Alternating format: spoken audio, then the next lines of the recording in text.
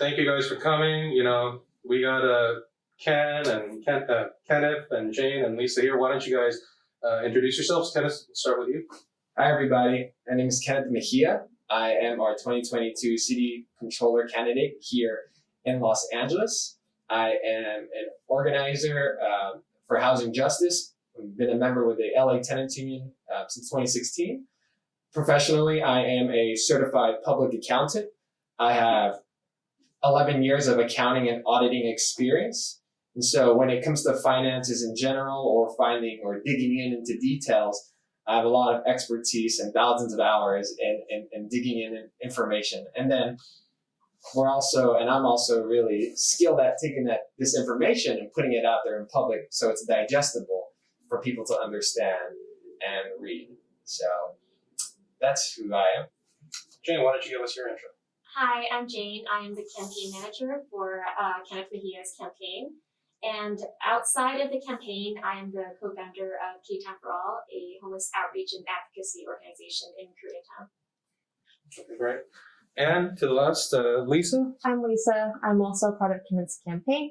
And outside of Kenneth's campaign, I am also an organizer of Ktown for All. And I also organize with No Olympics LA to fight displacement and to stop the gentrification that is leading to the loss of housing stock for our Angelina residents, and ultimately to stop the Olympics from coming in 2028. So what is a controller? Like, what do they do? The city controller is the elected chief accounting officer, the auditor, and also the paymaster. And as the chief accounting officer, we're in charge of making sure that all our transactions that we make are accounted for correctly. We're also in charge of making sure that we are not going over budget. We're also in charge of, as the auditor, making sure that we audit for departmental effectiveness to make sure that all these departments that we are paying are actually doing a good job and whatnot. And, also trying to look for wasteful spending and finding inefficiencies as well. And to your question, why should voters care, is because everything that the city does revolves around money, right? And if you're not aware of where your money comes from or how it's spent, then you might not be able to tell where communities need help or resources.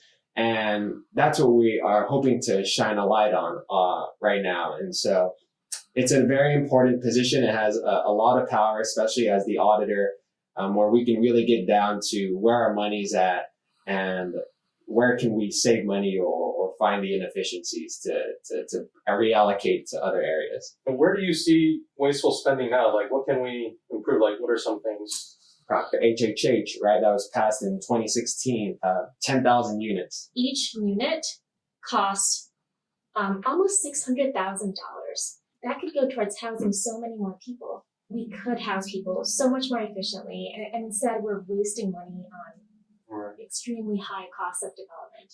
I also want to point out that Kenneth is the person who found out that where the city of LA is promising nearly $1 billion in subsidies to luxury hotel developers. Even in the middle of the pandemic, in the middle of an unprecedented economic crisis, the city of LA is still spending hundreds of millions of dollars to luxury developers while people are suffering. And I think that's what's important about this position, is that we look at the objective numbers. And the overall City of LA budget, we spent over $3 billion to one single department, which is the Los Angeles Police Department. And over 54% of unrestricted revenues goes to the LAPD. The LA Times did a study this summer, and they looked at 18 million calls to the police, and only 8% of those calls went to violent crimes. Knowing this, I think it's an opportunity to imagine what it would be like to reallocate a lot of those funds towards proper care for business owners or to individuals experiencing homelessness now, or, if you're seeing neighbors around this area not quite, who are housing insecure, who are food insecure, that's something that could be solved or ameliorated by the city, and it's not happening right now. LAPD is not quite the answer to ameliorate those situations. even it was even made by Chief Moore and the LAPD that they would rather have someone else handle these calls, right? Instead of having police be the first line to get out there, right? And it just goes to show that we need to start reimagining public safety. Let's move on to the pandemic. You know, Garcetti or Newsom, whatever. Any thoughts on how they handle this? According to the same UCLA study, 120,000 households in LA County will become homeless. So they could be spending city funds, public funds on things to help people stay in their homes, help people with their rent, help small businesses that are struggling to pay rent. Just talking about the youth in general, I think a lot of people are getting activated right now, especially what's going on around the country.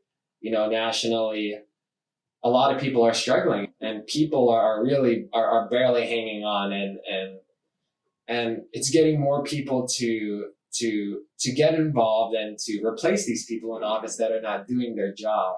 Tens of millions of people lost their health insurance because it's tied to their employment.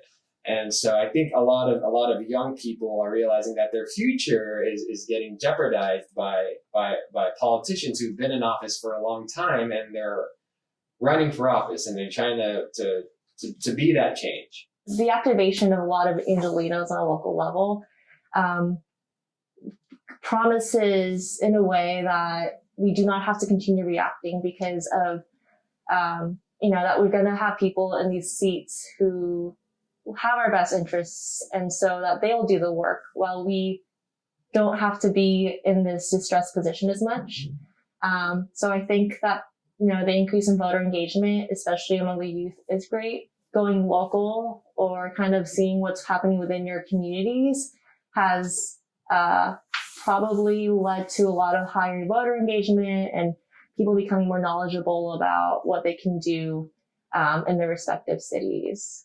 I also used to be a neighborhood council board member on Koreatown right here, actually down the street. So served our community here in Ktown for a couple of years. And some fun facts. Anyone want to share about Koreatown? He's obsessed with boba. I love boba. Addicted. Thai tea. Yeah, very addicted to boba and tofu.